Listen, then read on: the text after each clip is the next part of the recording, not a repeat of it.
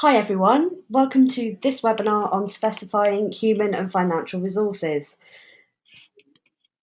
My name is Sarah Blower and I'm joined today by my colleague Laura Wyborough. We're both researchers at the Social Research Unit and we will be delivering this, the sixth and final webinar of the Realising Ambition Intervention Support Series.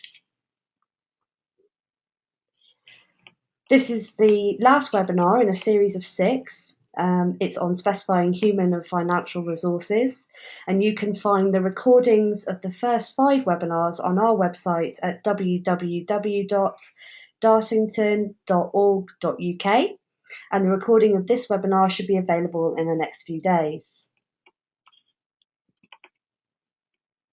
The webinar should last about an hour.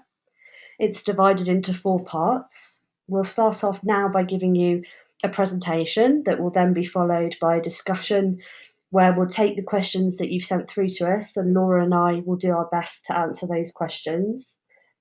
That will be followed by another presentation and a final question and answer session. The first presentation is on specifying human resources and the second is on specifying financial resources.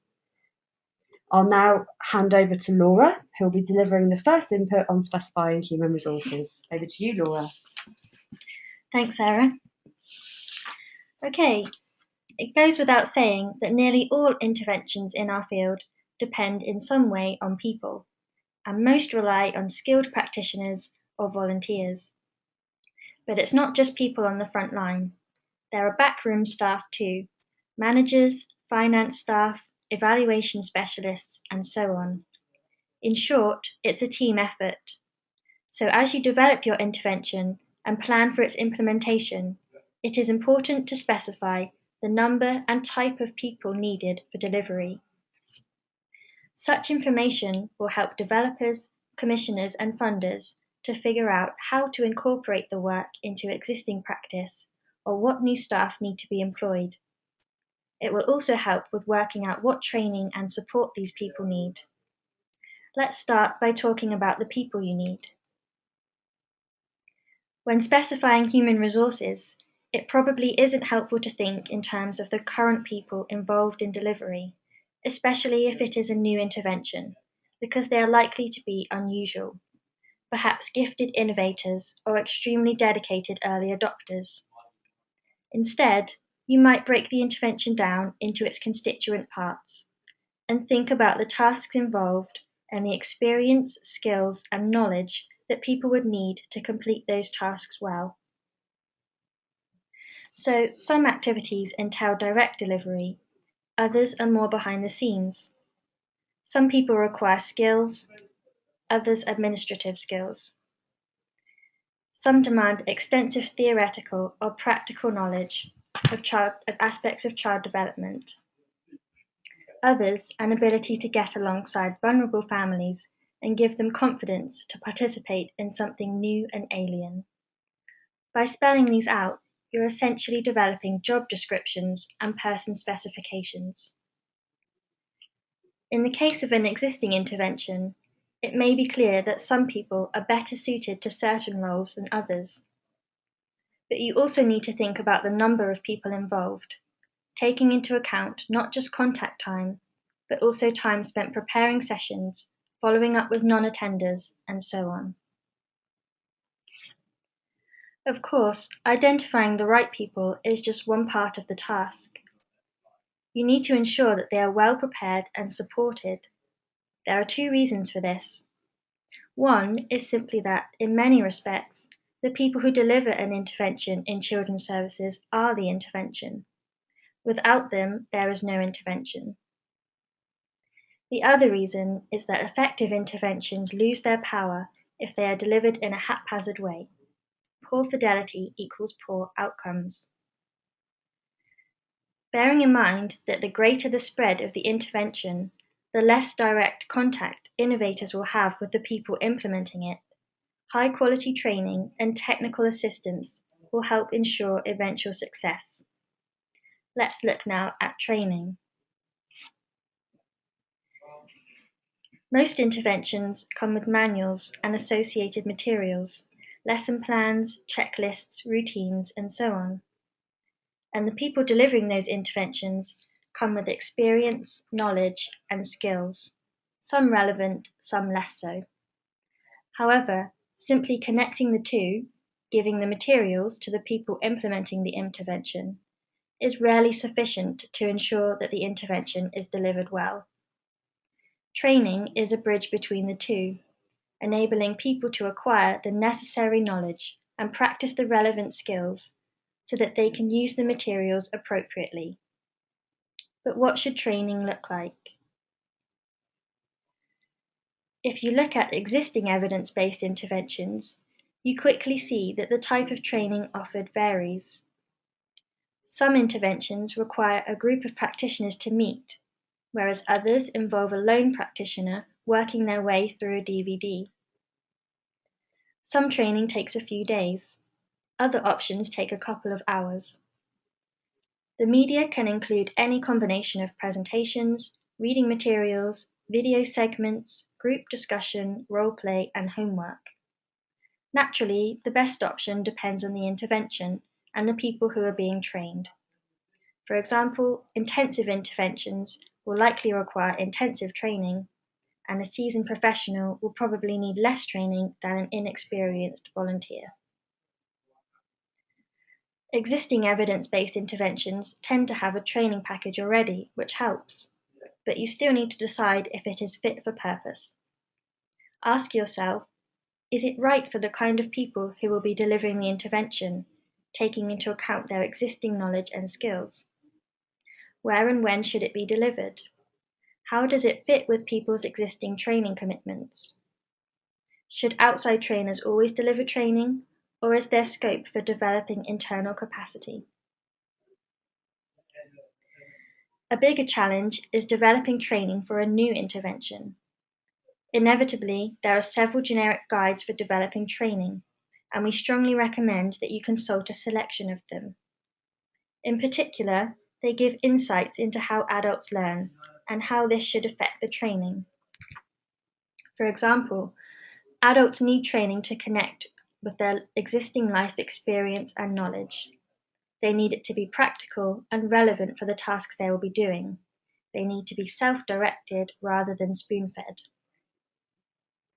Generally speaking, there are 4 stages to planning the training for your intervention.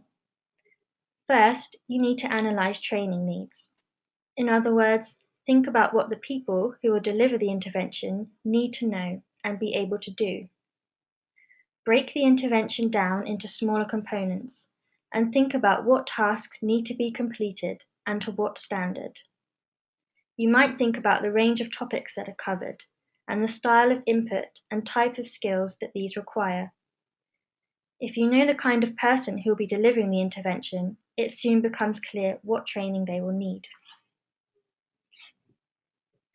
The second step is to develop a training course. Divide this into sections or modules. And on the screen you can see an example of some of the modules in one of our training courses called Common Language Training. For each module, think about the objectives and how you will know if they have been met. Then decide on the medium of delivery. Will it be a lecture, video, facilitated discussion, or role play? Think about the materials and equipment. Do you need chairs, handouts, vignettes, a DVD, laptop, or projector? How long will the inputs last? Are there any additional support needs, for example, an IT expert? And how will participants be assessed? Will you have a quiz or observation? And how will learning be consolidated? Training can also take different formats.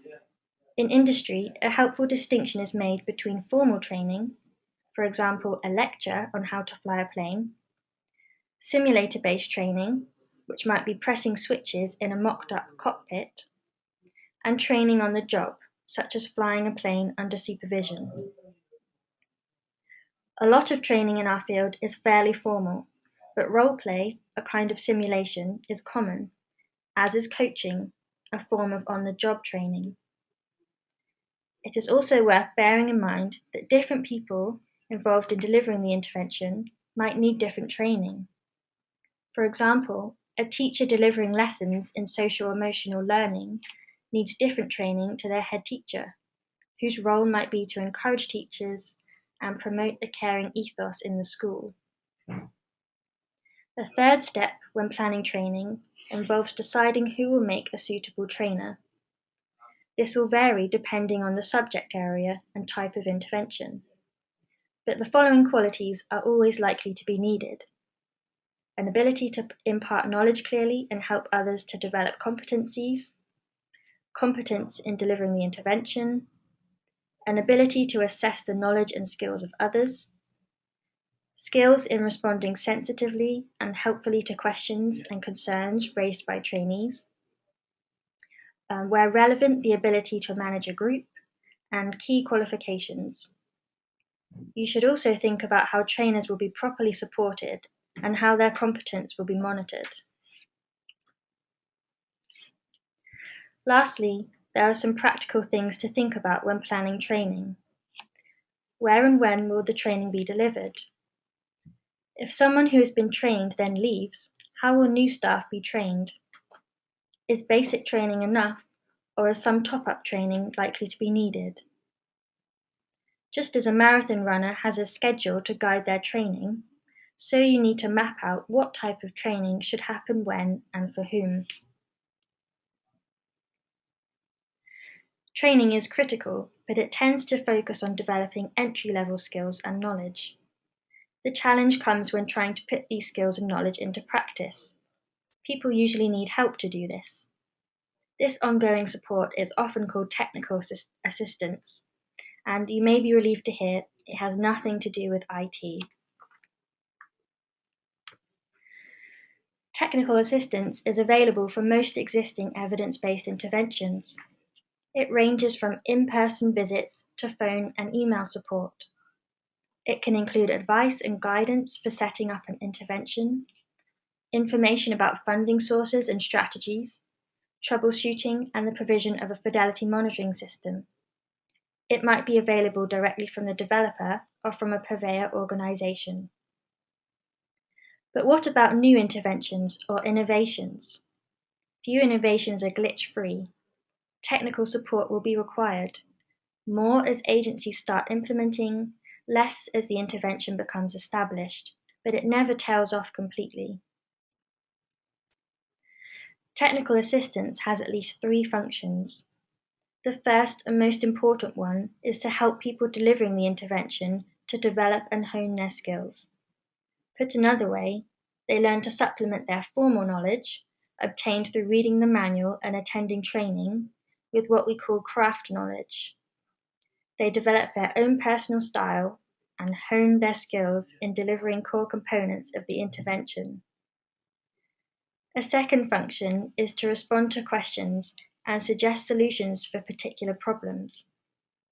For example, a teacher might ask if they can adapt an element of the intervention, or need advice on how to deal with a particular child. A third function is to provide people delivering the intervention with emotional and personal support. Perhaps they've had a difficult encounter with a service user, or doubt their ability and need some encouragement. As with training, the support we are talking about can take different forms. The approach you choose should depend on the intervention and the resources available. You might consider several options. A popular method involves one-to-one guidance from an expert, either in person or over the phone. Or you might develop a peer network among people delivering the intervention and meet in a group to share best practice or troubleshoot problems. Webinars such as this one offer a convenient alternative because they can be done remotely. Then, of course, there is reading material. A simple strategy could be a regular newsletter that covers a new topic each edition. Who should provide the support? Initially, it may be the intervention developer. As time passes, however, other people should take on the role. For instance, experienced teachers could act as in-school coordinators for a school-based intervention, liaising with external consultants as necessary. Some technical assistance takes the form of coaching. As with helping people to exercise more, smoke less, or eat better, a coach in our field is trying to help people, in this case those delivering an intervention, to change their behaviour. Coaching includes a number of elements: giving people an opportunity to stand back from their work and reflect on how well they are doing it, teaching people while they are actually on the job, assessing how well the person concerned is delivering the intervention and giving constructive feedback, and, as already mentioned, providing emotional support as necessary. The coach shares their craft knowledge as they observe and tutor the person delivering the intervention. Coaching works best when it is work-based and opportunistic, that is, if it seizes on teachable moments rather than following a rigid structure, and if it is readily available and allows room for reflection. The expectations for ideal coaches are high. Certainly, they should be expert in the content, techniques, and rationale of the intervention. The best evidence-based interventions usually require that they have extensive experience of delivering the intervention. Coaches should also have excellent personal skills, i.e., be sensitive, flexible, respectful, enthusiastic, diplomatic, and patient. They should be the kind of people who focus on outcomes, not paperwork. That said, paperwork and all that goes with maintaining the infrastructure supporting the program is important. As I said at the outset, delivering most interventions is a team effort. It is therefore important to think about all the issues I have just run through: numbers, qualities, training, technical assistance, in relation to other staff in the organisation besides delivery staff.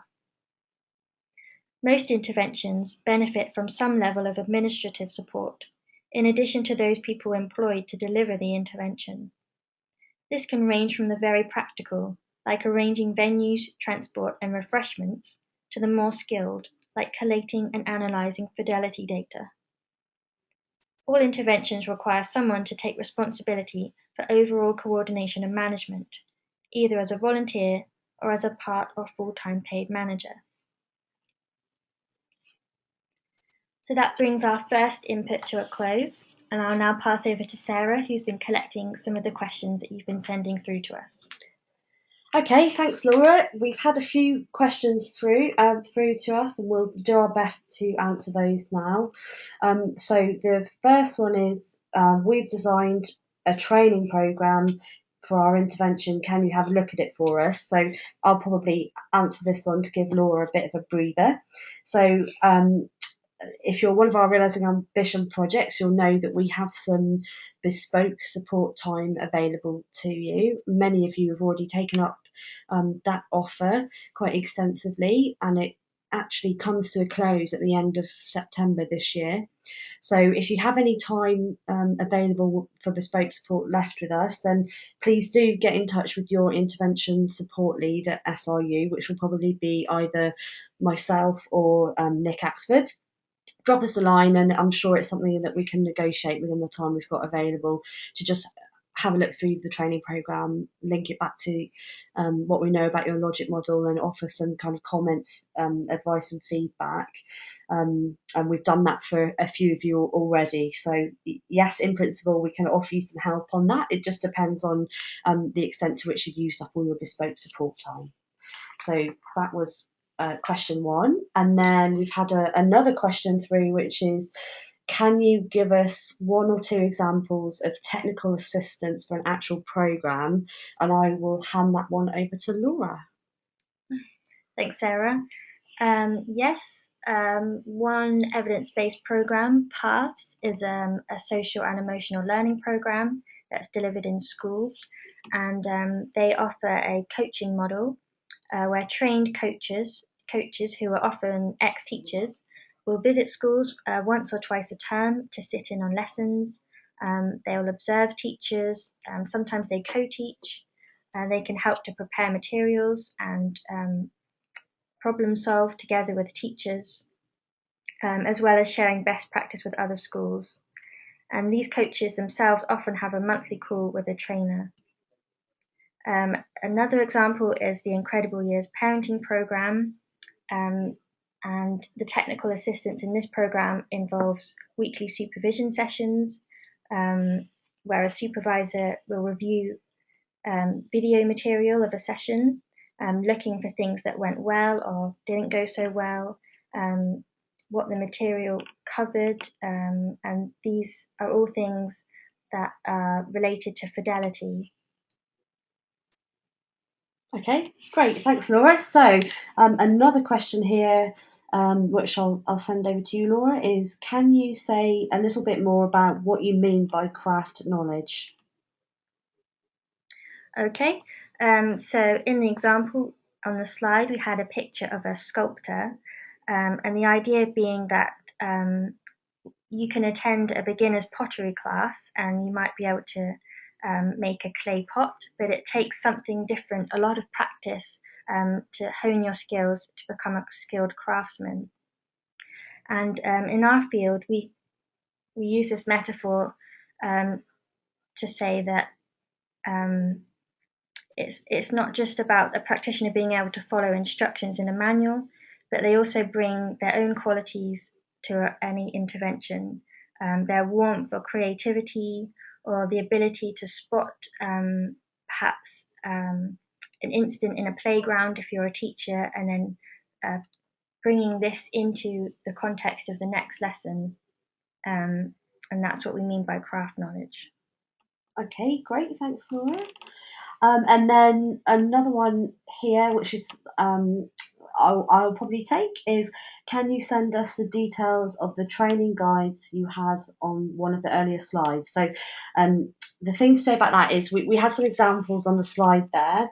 We're not particularly endorsing those specific books, but there is a kind of there's a quite expansive literature out there on how to develop training, lots of guides and lots of books, and I guess we're just encouraging you to explore that literature, find the guides and the books that are most relevant for your approach, and to get some I guess some knowledge around how adults learn and what methods and techniques are most appropriate for training them in the skills that you need for your intervention.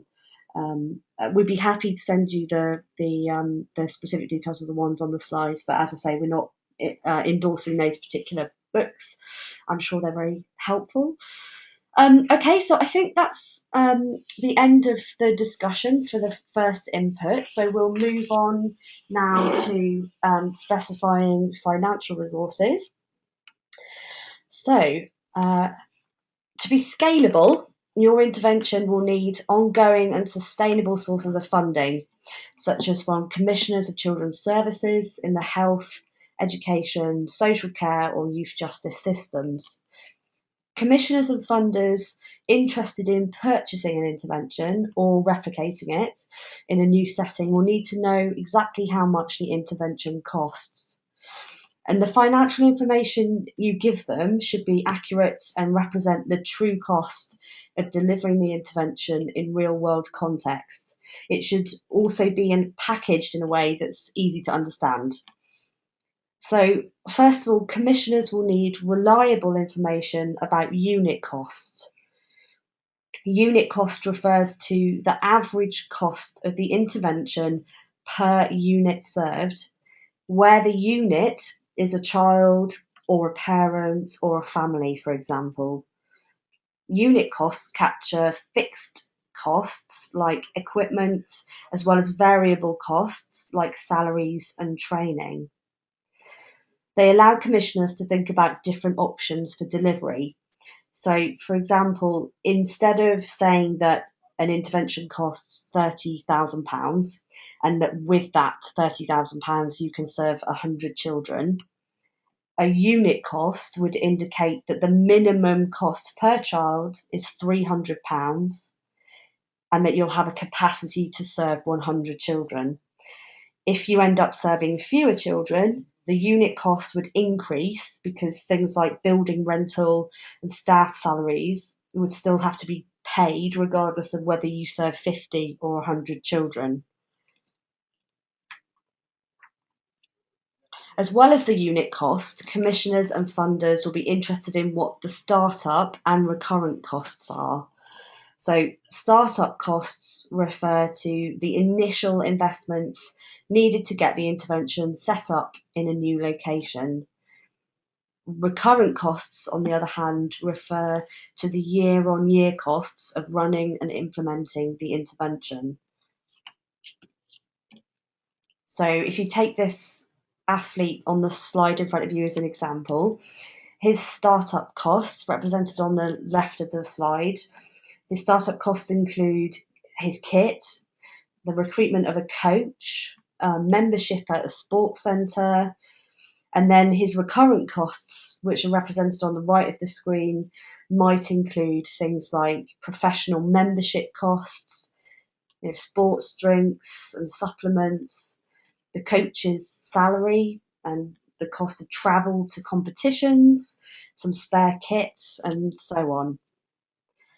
For an intervention, startup costs might include obtaining a license, recruiting practitioners, providing initial training, and purchasing materials or equipment. Recurrent costs are those items that are required every year of delivery. So, for example, that would include staff time, rental costs of office space, and any regular training or supervision, materials needed to monitor the fidelity of implementation, or to collect routine outcome data. These are all things that we've been encouraging you and supporting you to design and think about and set up in the last few months of Realising Ambition.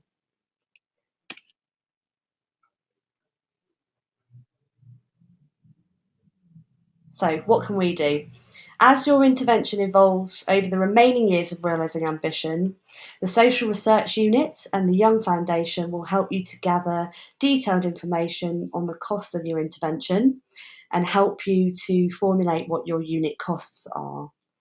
It's important to note that we're not giving you any specific formulas in this webinar to actually calculate the unit costs or to perform any other types of economic analysis. Any analysis that you do would need to be conducted on a bespoke basis with each of the projects, because each of you has a unique intervention and a specific method for implementation. But what we are providing you with over the next few slides is some guidance around the particular items and financial information that you'll need to know in order to work out unit costs, startup costs, and so on. So as we go through the next few slides, it would be really helpful to think about, do I have this kind of information already? How easy will it be to work it out? Do I need to keep better records of my experiences of implementation and the costs that we've incurred? So there are 5 steps to gathering the information you need in order to calculate unit costs, startup costs, and recurrent costs.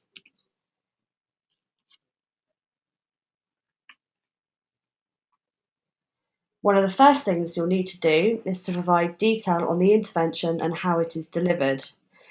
The webinar we ran on defining intervention activities should be useful here. So, for example, what setting is the intervention delivered in? Is it schools, community centres, hospitals, or GP clinics, for example?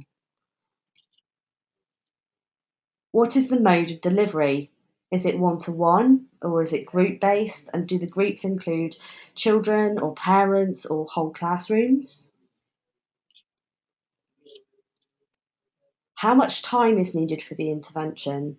So this is a big question that breaks down to several kind of more detailed questions. So these might be, how many sessions are there in total? What is the average length of each session? What is the average duration of the entire intervention for each participant? How much time does a practitioner typically spend on preparation and post-session follow-up? How much time does a practitioner typically spend in contact with each participant outside a session? And how much time on average does a practitioner spend on screening or assessment and intake? You will then need to consider how many units or recipients are served in a year. And the exact answer to that question might vary according to the mode in which the intervention is delivered. So for school-based programs, over the course of 1 year, how many classrooms does a practitioner deliver the intervention to? What is the average size of the classroom? What year group is the intervention typically targeted at? And then for group-based programs, over the course of 1 year, how many groups does a practitioner typically serve? And what is the typical size of the group? And then finally, for one-to-one programs, you might ask, how many different children or families does a practitioner typically serve in a year? Another important question is who delivers the intervention. So how many practitioners typically deliver a contact session, and which types of practitioners are most appropriate? So you might have different options for lead practitioners and co-practitioners. And there are some examples on the screen. These might include social workers, health visitors, teachers, youth workers, or volunteers even. And you'll need to know, of course, their salaries and how much they cost to employ. And then step 2 is to think about your startup costs. Just a reminder, to successfully implement an intervention, it's essential to know the one-time costs associated with getting an intervention up and running. And this is what we mean by startup costs. You can see some examples on the slide here, and generally it's helpful to work to a table or a grid. So in the left-hand column, you can see the nature of the startup cost. Then in the next column, the cost in pounds. Then in the next column, the number of units needed. And finally, in the far right column, the year in which the costs were calculated. So startup costs might include items such as a site readiness assessment that involves examining the feasibility of implementing the intervention in a proposed new location, system, or organisation, advertising and recruitment of new staff, initial training for new staff, and marketing costs such as the cost of producing and delivering leaflets advertising the intervention, promotional activities such as taster sessions, and equipment such as laptops, phones, and video cameras. In one of the examples that you can see here on the screen, a manual costs £200, and in order for every practitioner to have one and for there to be some spares, 12 units are needed. And you can see there that these are the costs for manuals in 2013. These are some examples of the items you would include when you start to calculate startup costs, but it's not an exhaustive list. There may be items unique to your intervention that also need to be factored in. So step 3 relates to direct implementation costs. So here we're interested in the costs associated with the ongoing operation of the intervention, including things like administration, staffing, materials, transportation, and so on. Again, you can see some examples on the slide here, and generally, again, it's helpful to work to a table or a grid. So some of the items you cost might include further materials, by which we mean materials that must be purchased or reproduced on an ongoing basis. Here you can see that a young person's workbook costs £15, and each year you'll need 100 of them. And then other costs might include staff time to deliver the intervention, including preparation and follow-up time for each session.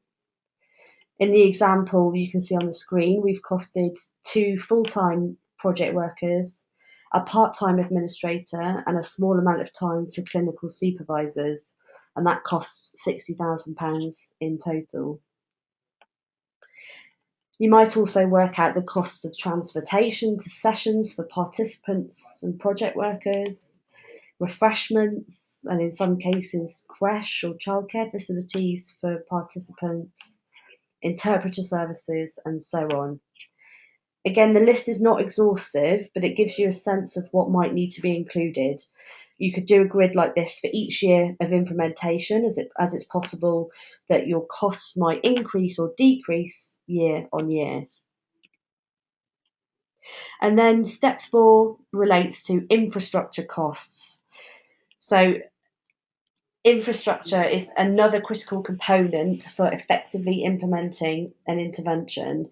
So infrastructure encompasses training that you would have already included in the startup costs, but also ongoing technical assistance, fidelity monitoring and outcome monitoring. And such activities are essential to achieving positive outcomes and to the long-term sustainability of an intervention.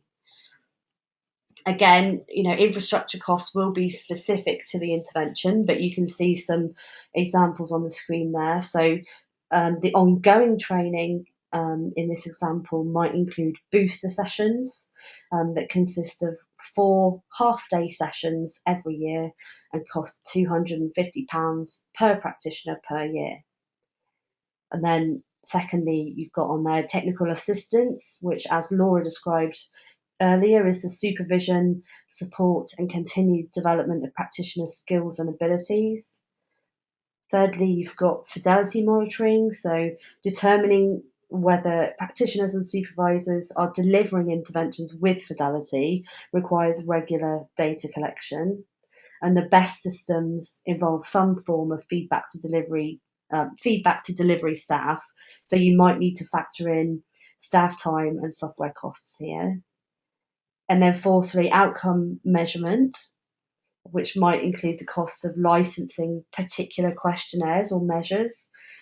And again, staff time to complete the questionnaires or to administer them, and perhaps to input the data into online systems.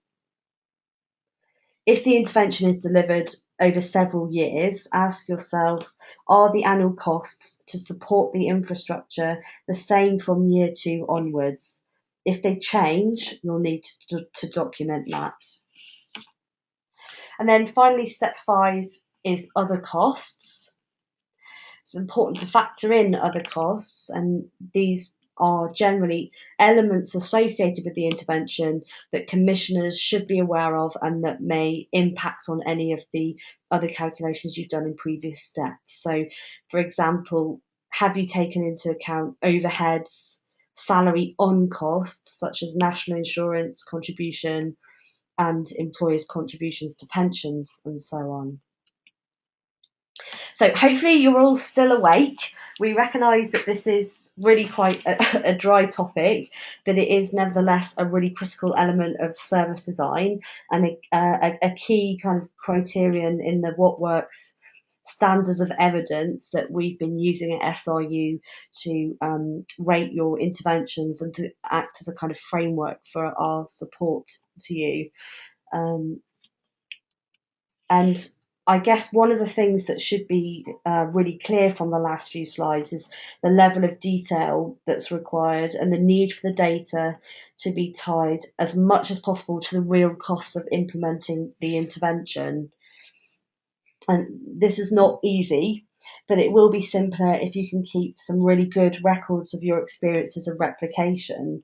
So where you've had to find extra resource to boost efforts to recruit and retain eligible children and young people to the intervention, or where you've needed extra administration time to implement the outcome monitoring process, that's all really important learning to capture and record. And it could be recorded in an implementation handbook. And the first webinar that we ran in this series covered how to develop one of those, and I know many of you have been working on them. Having an implementation handbook will really help make the task of costing the intervention much more straightforward. So that's the end of the second input, and I'll hand over to Laura, who's hopefully been collating some questions, and we'll do our best again to answer those. Thanks, Sarah. Okay, we've had a few more questions in, so thanks for those. There are 2 similar here asking, can you help us with cost effectiveness analysis or help us conduct cost benefit analysis? Okay, that is a good question. And I think it's probably that the first part of the answer to that question is to be really clear about the distinction between those two approaches to kind of economic analysis. So, cost effectiveness and cost benefit analysis are very different ball games. So, cost effectiveness is the extent to which an intervention has achieved its results at a lower cost compared to some alternative. And really, at the crux of it, is comparing the costs and outcomes of two different courses of action. And I guess the in contrast to that, cost benefit analysis involves weighing the cost of the intervention against the expected benefits to determine whether it's a profitable approach, and both the costs and the benefits are defined in monetary terms. So they're very different types of analyses. In terms of whether we can help you with those, it's a bit of a complicated answer. So ourselves and our friends and colleagues at the Young Foundation will, at some point over the lifetime of the Realising Ambition programme, be helping you to develop some clarity around your unit costs. We'll be doing that in collaboration with the Young Foundation. And then those of you who are replicating evidence-based programs that have been subjected to multiple randomized control trial evaluations, experimental evaluations in the past, some of you will already have quite good cost benefit data. So I know that there are some examples in the Realising Ambition portfolio that have actually been put through a model that we have adapted and used at the social research unit to look at cost benefits of interventions for children and families on a range of different themes. So some of you will have already had cost benefit analysis conducted as part of that, and costs and benefits that are relevant to the UK context. And then there are some of you who will be successful in taking up the opportunity of an experimental evaluation as part of Realising Ambition. So there are 4 slots, and we filled 2 of those already, and then there are another 2 spaces for organisations to be for their interventions to be evaluated through randomized control trials. So those of you who are successful in receiving that evaluation will also be put through the cost benefit model, depending on the outcome of the trial and on what the data says about the effect that you have on outcomes.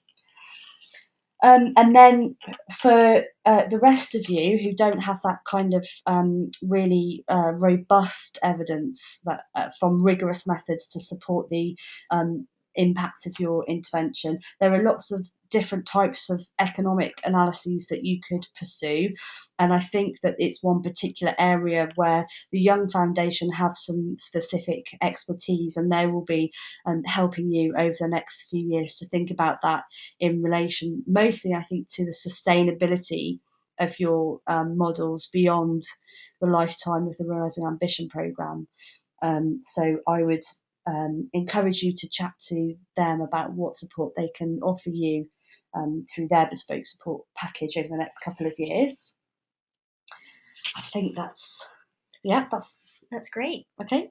There's another question here asking, when will we get the support on calculating unit costs? Another good question. So there is no definite timescales for this yet. You know, Realising Ambition in total is a 5-year programme. Some of you have got funding for 3 years, others for the full 5.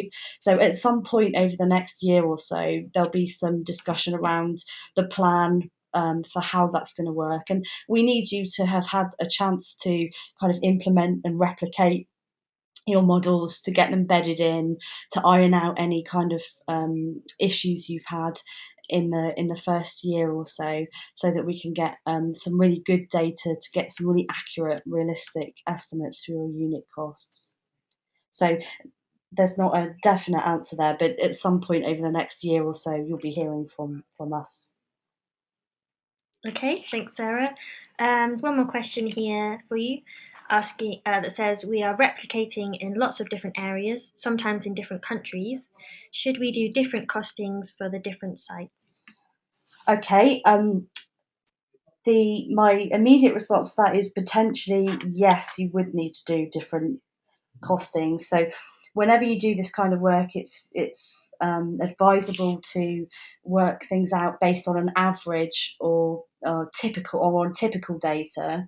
But if you anticipate large fluctuations or differences between different sites or different countries where you're replicating, you should collect or calculate the cost separately for them. And really, the driver for that is you want to be able to provide realistic and accurate costs so that you can deliver on what you say you're going to deliver when you get funds from funders or commissioners, or grants, etc. So, yeah, I think that's the answer to that. Okay, if that's the last question, we'll bring the webinar to a close. So you can see on the screen there, if you'd like to view this or any of our other webinars, please do visit our website. The link's on the screen there. You should be able to access all of the webinars there and our other materials that we've developed for Realising Ambition as part of our intervention support series. So all that remains is to say thank you for joining us today. I hope you found it useful. We'd be really interested to hear your comments and get any feedback on how useful the webinar's been, and hopefully we'll see you all soon.